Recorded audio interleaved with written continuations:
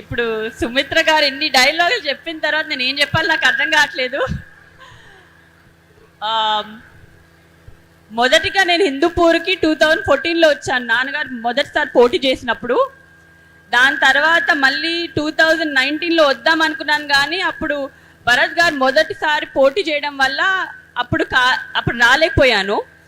మళ్ళీ ఈసారి 2024లో ఈసారి భరత్ గారు పోటీ చేస్తున్నా కూడా 2 రోజులు బ్రేక్ తీసుకున్నా నేను ఇక్కడికి డెఫినెట్గా రావాలని, సభ ఉందని నేను ఈరోజు 2 రోజులు వచ్చి ఇక్కడ ఎలాగన్నా మిమ్మల్ని చూడాలి, మళ్ళీ ఇన్ని సంవత్సరాల తర్వాత మీ ఒకసారి అందరినీ చూడాలని ఇక్కడికి వచ్చాను. అప్పటికి మీకున్న ప్రేమ ఇప్పటికీ మీకున్న ప్రేమ అలాగే ఉంది, ఇన్ఫ్యాక్ట్ దానికన్నా ఎక్కువ ఉంది ఇప్పుడు. దానికి నేను హృదయపూర్వక ధన్యవాదాలు చెప్పుకుంటున్నాను. చాలా ఆనందంగా ఉంది నిజంగా ఇవాళ ఇక్కడికి రావడం.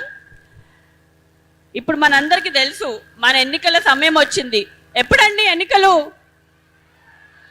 May 13th. అందరు ఓటేస్తున్నారా? ఎవరికి ఓటేస్తున్నారు? ఇవాళ మీ అందరికీ నేను చెప్పుకోవాల్సింది ఒకటే, మీరు ఓటేసేటప్పుడు గట్టిగా ఒకసారి ఆలోచించండి, ఎవరికి ఓటేయాలి.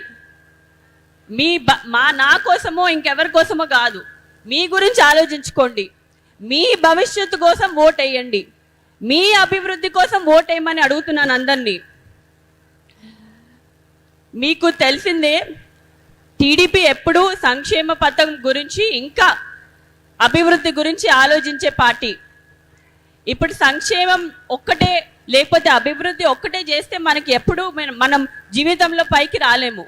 ఉట్టి సంక్షేమ పథకాలు ఉంటే మనం ఇవాళ బాగానే ఉంటాము, కానీ మన రేపు బాగుండాలంటే, ఒక కారు కొనాలంటే, ఒక ఇల్లు కట్టాలంటే అది సరిపోతుందా మీకు?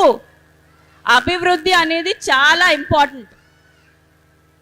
మన సంక్షేమ పథకాలు ఇంకా అభివృద్ధి రెండు తేగలే మనిషి ఒక్కలే ఉన్నారు, అది మన నారా చంద్రబాబు నాయుడు గారు. ఆయనకి ఓటేసి మనం గెలిపించడం, సీఎం చేయడం మన బాధ్యత. అదే కాదు, హిందూపురానికి ఎమ్మెల్యేగా ఇప్పుడు కరెంట్ ఎమ్మెల్యే ఇంకా మళ్ళీ ఎమ్మెల్యే అభ్యర్థిగా పోటీ చేస్తున్న నందమూరి బాలకృష్ణ గారు నాన్నగారు మీరు 2 సార్లు గెలిపించారు ఆల్రెడీ. ఆయన చేసిన ఇక్కడ చాలా కార్యక్రమాలు. మొదటిగా మనం మాట్లాడాలంటే నీటి సమస్య మీ అందరికీ తెలిసిందే. నీటి సమస్య మొదటి ప్రయారిటీగా తీసుకున్నారు.